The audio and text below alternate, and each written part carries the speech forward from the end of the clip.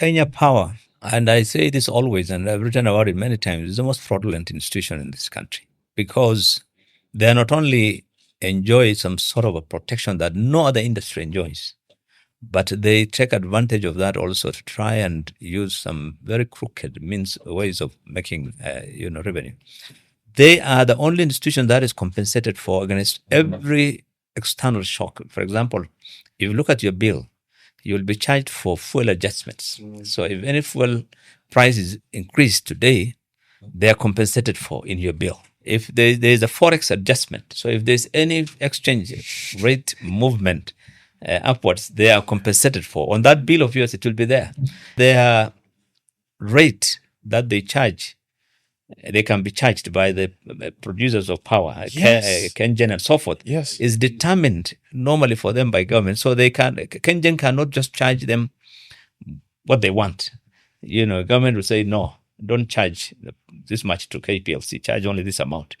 Then the government occasionally bails them out. Uhuru gave them billions of shillings, quite significant, almost up to 7 billion. But they said, our profits are low. We're making a loss. They're not allowed to make a loss. When they make a loss, they claim. So you see, how do you make a loss when you're the main? This is a business.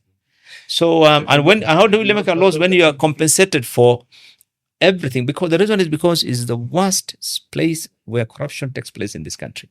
That's Kenya Power. So all this, that's why they have all these challenges about 5 main products that they do. That is reserved normally for the big boys. And that's where all the corruption happens. The transformers, the cables, the conductors, the meters. But I've heard even the powering plants, for example, the kilowatt hour rates, some of these private entities are used to resell. That's what I'm coming to. You see now, that's the one I'm coming to. So what happened now over the years is, once upon a time we had a drought. And so the hydroelectric powers, went down because the water levels were down. Yeah. So they came up with these thermal power producers. So you are given an opportunity to put up a thermal power plant somewhere. The rate at which you charge. Remember, the import of that fuel you're using is done through the government, and you don't pay duties and those things on it. That fuel you're using in your thermal power plant. But at the same time, the rate that is being charged by the thermal power producers is crazy. And when you compare, it can be up to 30-40 times more than what KenGen would charge, or geothermal, guys would charge Kenya Power Light. Yeah, if you're looking at 13, it's crazy. So now what happens then? Everyone who came to power decided to put up his own. So the Kibaki guys put up theirs.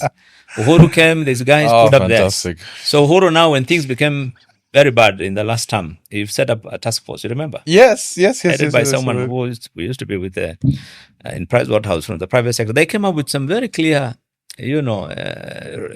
recommendations, what needs to be done because things were going crazy. The power was becoming, we're having the most expensive power in the region, in the whole of Eastern Central South Africa. So that one of the reasons why many companies were moving out is not just because of the tax, but one of the key reasons why we are uncompetitive, apart from the cost of freight and taxes, is energy, the cost of energy. You go to Egypt, you are given energy more or less at free.